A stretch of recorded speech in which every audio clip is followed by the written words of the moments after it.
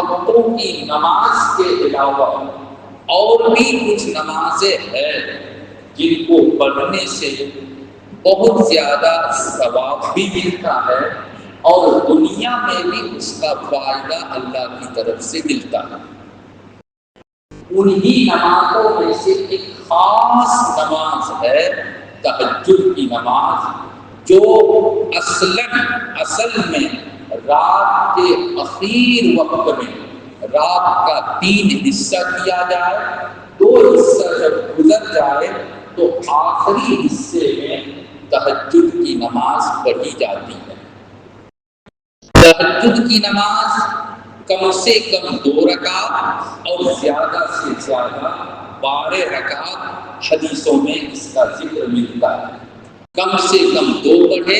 اور اگر اللہ توفیق دے دے 4، 8، 10، 12 رکعت تک نماز پڑھنے کا ثبوت حدیث سے ملتا ہے۔ تہجد کی نماز اسلام کے بالکل شروع دور میں جب اسلام آیا اور نماز کا حکم آیا تو تہجد کی نماز کو اللہ کے رسول صلی اللہ علیہ وسلم اور صحابہ کرام فرض سمجھتے تھے اور بالکل پابندی سے تہجد کی نماز پڑھتے تھے۔ یا ایھا المزمل قم اللیل الا قلیلا نصفہ او انقص منہ۔ تو سورہ مزمل کی ان آیتوں میں اللہ تعالیٰ نے تہجد کی بات کو بیان کیا اور آرڈر کیا، یا ایھا المزمل، اے کپڑا لپیٹنے والے، اے چادر اوڑھنے والے، یعنی آپ صلی اللہ علیہ وسلم، قم اللیل الا قلیلا، رات کے وقت کھڑا ہو جاؤ، یعنی کھڑا ہو کر نماز پڑھو۔ اللہ کا یہ آرڈر تھا، اس لیے تہجد کی نماز اللہ کے رسول صلی اللہ علیہ وسلم اور صحابہ کرام رضی اللہ عنہم اجمعین پہلے فرض سمجھتے تھے اور فرض سمجھ کر ہی تہجد کی نماز پابندی سے پڑھتے تھے۔ بعد میں اللہ تعالیٰ نے اسی سورت کی جو آخری آیت ہے، ایک ہی آیت کا مکمل ایک رکوع ہے، ان ربک یعلم انک تقوم ادنی من ثلثی اللیل ونصفہ، تو اس آیت سے تہجد کے نماز کی فرضیت تو ختم ہو گئی، یعنی اب تہجد کی نماز فرض تو نہیں ہے لیکن مستحب ضرور ہے، اور اس کا استحباب یعنی پڑھنے سے بڑا فائدہ ہوگا یہ واقعی ہے۔ چنانچہ قرآن کریم کی کئی آیتوں میں تہجد کی نماز کا ذکر آتا ہے۔ عام طور پہ جمعے کے دن فجر کی نماز میں ایک سورت پڑھی جاتی ہے، الف لام میم سجدہ، یعنی 21 نمبر پارے میں ہے۔ اس کے اندر ایک آیت ہے، تتجافی جنوبہم عن المضاجع یدعون ربہم خوفا وطمعا۔ اس کا مطلب ہے کہ جو اللہ کے بندے ہوتے ہیں، ایمان والے ہوتے ہیں، تو رات کے وقت ان کا پہلو یعنی ان کا بدن بستر سے الگ ہو جاتا ہے اور وہ اللہ کے ڈر سے وہ نماز میں اپنا وقت گزارتا ہے، ڈر اس بات کا کہ کہیں ایسا نہ ہو کہ میرا ایمان اللہ کے یہاں قبول نہ ہو، میری نمازیں، میری عبادت اللہ کے یہاں قبول نہ ہو اور مجھ کو جہنم میں ڈال دیا جائے۔ تو ڈر بھی لگتا ہے اور امید، خوف و طمع کے معنی امید، آشا اور امید اس بات کی کہ ہم اللہ کی ذات سے امید رکھتے ہیں کہ اللہ ہماری ٹوٹی پھوٹی عبادت کو قبول فرمائے گا اور ہمیں ضرور کی ضرور جنت میں داخل کرے گا۔ تو جہنم کا خوف، دوزخ کا خوف اور جنت کی لالچ اور امید دل میں لے کر اور رات میں تہجد کی نماز پڑھتے ہیں۔ تتجافی جنوبہم عن المضاجع، حدیث میں اللہ کے پیارے رسول صلی اللہ علیہ وسلم نے فرمایا، افضل الصیام بعد شہر رمضان شہر اللہ المحرم وافضل الصلاۃ بعد الفریضۃ صلاۃ اللیل، کہ نماز میں جو فرض نماز ہے وہ تو سب سے افضل اور بہتر ہے، اس کو پڑھے بغیر تو رہنا ہی نہیں نہیں ہے، لیکن فرض نماز کے بعد سب سے بہتر نماز صلاۃ اللیل، رات کی نماز یعنی کہ تہجد کی نماز ہے۔ چنانچہ ایک روایت میں آیا ہے، اللہ کے پیارے رسول صلی اللہ علیہ وسلم نے فرمایا کہ تم لوگ تہجد کی نماز پڑھو۔ کیوں پڑھو؟ اس لیے کہ یہ جو تمہارے نیک گزشتہ امتوں کے لوگ تھے، نیک لوگ تھے، یہ ان کی عادت رہی ہے، یعنی وہ حضرات بھی تہجد کی نماز پڑھا کرتے تھے۔ تہجد کی نماز پڑھنے سے کیا ملے گا؟ روایت میں آیا کہ مغفرۃ للسیئات، تہجد کی نماز پڑھو گے گناہوں کو اللہ معاف کر دے گا۔ منہات عن الاثم، تہجد کی نماز پڑھو گے، یہ تہجد کی نماز تم کو گناہوں سے روکے گی۔ نماز پڑھنے کی عادت چھڑا لو، نماز تہجد کی پڑھو گے، پابندی سے پڑھو گے، بہت سارے گناہوں سے تمہاری حفاظت ہو جائے گی۔ آگے اللہ کے رسول صلی اللہ علیہ وسلم نے فرمایا وَمَطْرَدَةٌ لِلدَّاءِ عَنِ الْجِسْمِ، لوگ مختلف قسم کی بیماریوں میں مبتلا ہوتے ہیں، کسی کو چھوٹی بیماری، کسی کو بڑی بیماری، ان بیماریوں کا نام لینے میں بھی ڈر لگتا ہے آج کل، اور اللہ بہتر جانتا ہے کہ کووڈ کے بعد سے لے کر ایسی بیماری اور ایسے لوگوں کے بیمار ہونے کی خبریں ملتی ہے۔ الامان والبیس، اللہ بچائے، اللہ تعالیٰ ہم سب کو صحت عافیت کی دولت سے مالا مال رکھے، اور دشمن کو بھی اللہ ایسی بیماری نہ دے۔ اللہ کے رسول صلی اللہ علیہ وسلم نے فرمایا تہجد کی نماز پڑھو گے تو اللہ تعالیٰ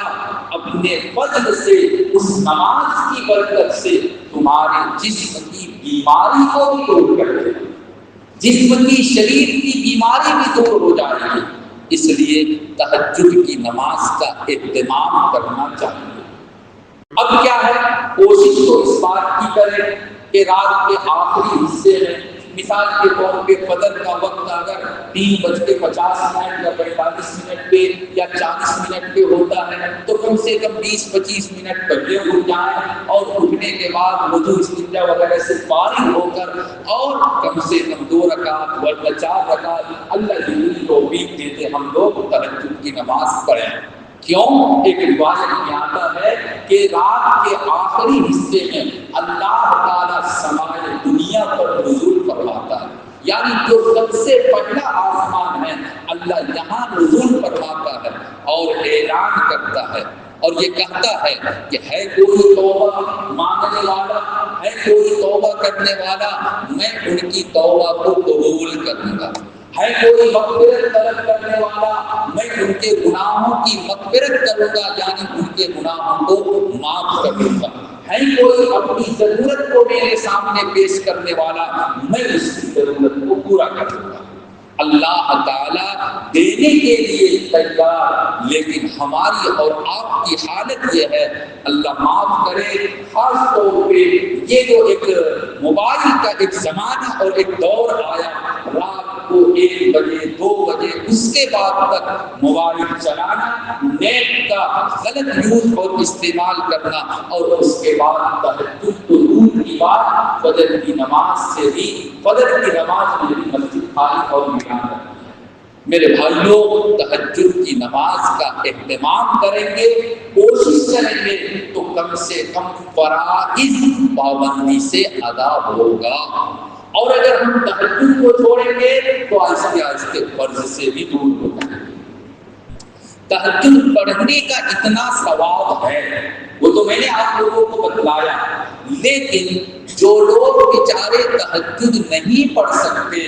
اور دل میں حسرت ہوتی ہے کہ اللہ ہمیں بھی موقع ملتا تو ہم بھی پڑھتے، ان کو بھی کتنا اللہ کی طرف سے بدلہ اور اچھا بدلہ ملتا ہے۔ کتابوں میں ایک واقعہ لکھا ہے، 4 جو مشہور امام ہیں ان میں سے آخری امام اور سب سے چھوٹے، عمر میں چھوٹے امام احمد بن حنبل رحمۃ اللہ علیہ۔ عام طور پہ سعودی اور گلف کنٹری کے لوگ اسی امام کو، انہی کی فقہ کو مانتے ہیں۔ تو جب ان کی وفات ہو گئی، ان کا انتقال ہو گیا، تو کسی نے خواب میں دیکھا کہ امام احمد بن حنبل رحمۃ اللہ علیہ جنت میں ہیں، اور ان کے ساتھ ان کے گھر کے بغل میں ایک لوہار کا گھر تھا، لوہا پیٹ کا ڈھا بنانے والا، چھری تلوار بنانے والا لوہار کا گھر تھا۔ دیکھا کہ امام احمد بن حنبل رحمۃ اللہ علیہ کے ساتھ وہ لوہار بھی جنت میں ہے۔ اب لوگوں کو بڑا یہ ہوا کہ یہ ایک عام آدمی لوہار رات دن ہتھوڑی چلاتا تھا، چھری تلوار اور دوسری چیزیں بناتا تھا، اور وہ امام احمد بن حنبل رحمۃ اللہ علیہ کے ساتھ جنت میں، آخر ان کا خاص عمل کیا تھا؟ چنانچہ ان میں سے کچھ لوگ اس لوہار کی بیوی کے پاس گئے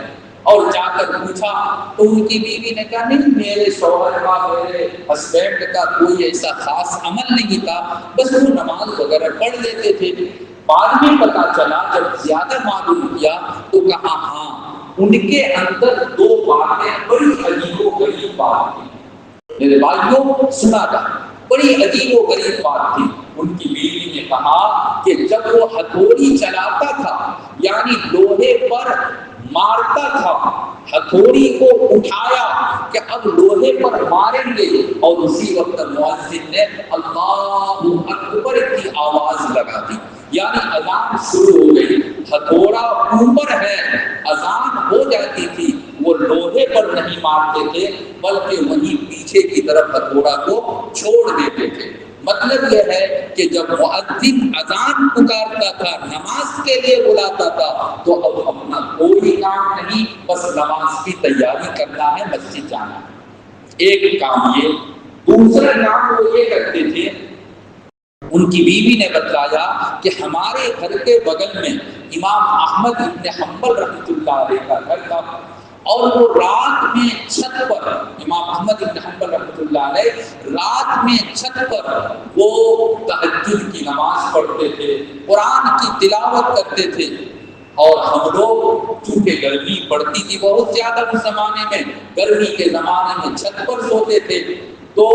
ان کا شوہر یعنی وہ لوہار وہ کہتا تھا، اے اللہ میرے فیملی ممبر تو بہت زیادہ ہے، اور سب کے کھلانے پلانے کی ذمہ داری میرے اوپر ہے، مجھے بہت زیادہ محنت کرنی پڑتی ہے، مجھے فرصت نہیں ملتی ہے، دن بھر کام کرتا ہوں، جس کی وجہ سے رات میں تھکاوٹ ہوتی ہے، نیند آتی ہے، میرے لیے امام احمد ابن حنبل کی طرح جاگ کر قرآن پڑھنا اور تہجد کی نماز پڑھنا مشکل ہے، اے اللہ اگر آپ میرے لیے رزق کا انتظام کر دیتے تو میں بھی امام احمد ابن حنبل رحمۃ اللہ علیہ کی طرح رات میں قرآن کی تلاوت بھی کرتا اور تہجد کی نماز بھی پڑھتا۔ یہ جو ان کے دل میں ایک حسرت تھی، ایک تمنا تھی، اللہ تعالیٰ نے ان کی حسرت اور تمنا کو ایسے قبول کیا کہ امام احمد بن حنبل رحمۃ اللہ علیہ جب جنت میں ان کی وفات ہوئی، وہ جنت میں، تو ان کے ساتھ اللہ نے لوہار کو بھی جنت میں داخل کر دیا۔ آخری ایک حدیث پڑھ کر اپنی بات میں ختم کر دوں۔ وہ حدیث ہے، اللہ کے رسول صلی اللہ علیہ وسلم جب ہجرت کر کے مکہ سے مدینہ آئے، مدینے والوں کو معلوم ہو گیا، وہ حضرات باہر جا کر نکل کر اور انتظار کرتے تھے، دیکھتے تھے کہ اللہ کے رسول صلی اللہ علیہ وسلم آج پہنچیں گے، آج پہنچیں گے۔ چنانچہ جس دن آپ صلی اللہ علیہ وسلم مدینہ پہنچے، مدینے کے بہت سارے لوگ نکل کر آپ کے استقبال کے لیے باہر گئے، ثنیۃ الوداع ایک جگہ، وہاں تک گئے اور وہاں جا کر آپ کا استقبال کر رہے تھے۔ جانے والوں میں ایک یہودی عالم، حضرت موسیٰ علیہ السلام کی شریعت کو ماننے والا ایک عالم عبداللہ ابن سلام، بعد میں وہ مسلمان ہوئے رضی اللہ تعالی عنہ، وہ بھی گئے اور انہوں نے کہا کہ چلو ہم بھی جا کر دیکھتے ہیں کہ صحیح معنی میں یہ شخص اللہ کا رسول، پیغمبر اور نبی ہے، یا خامخواہ وہ اپنے آپ کو پیغمبر رسول کہتا ہے اور وہ سچا نہیں بلکہ جھوٹا ہے۔ چنانچہ وہ بھی گئے، جب اللہ کے رسول صلی اللہ علیہ وسلم وہاں آئے تو عبداللہ ابن سلام نے آپ کے چہرے کو، فیس کو دیکھا، دیکھ کر آپ کو پورا یقین ہو گیا کہ یہ انسان جھوٹ نہیں بول سکتا، یہ صحیح معنی میں اللہ کے رسول ہے۔ اس کے بعد عبداللہ ابن سلام رضی اللہ تعالیٰ عنہ کہتے ہیں کہ اللہ کے رسول صلی اللہ علیہ وسلم مدینہ پہنچ کر سب سے پہلا کلام اور سب سے پہلے جو لوگوں سے آپ نے کہا وہ یہ کہا، یا ایھا الناس، اے لوگوں، اطعموا الطعام، غریبوں کو، مسکینوں کو، فقیروں کو، محتاجوں کو، رانی بیٹی کو آپ لوگوں کی زبان میں کھانا کھلاؤ، خود کھاتے ہو، غریبوں کے کھانے کی فکر کرو، وصلوا الارحام، صلہ رحمی کرو، اگر بھائی نے بولنا چھوڑ دیا تو تم آگے بڑھ کر بولو، بات چیت کرو، سلام کرو، چچا بھتیجے میں جھگڑا ہے، بھتیجا تم آگے بڑھ جاؤ، چچا تم آگے بڑھ جاؤ، صلوا الارحام، صلہ رحمی کرو، وَأَفْشُوا السَّلَامَ، تیسرا کام سلام کو پھیلاؤ، خوب ایک دوسرے کو سلام کرو، سلام کرو گے محبت بڑھے گی۔ اور چوتھا کام آپ صلی اللہ علیہ وسلم نے فرمایا،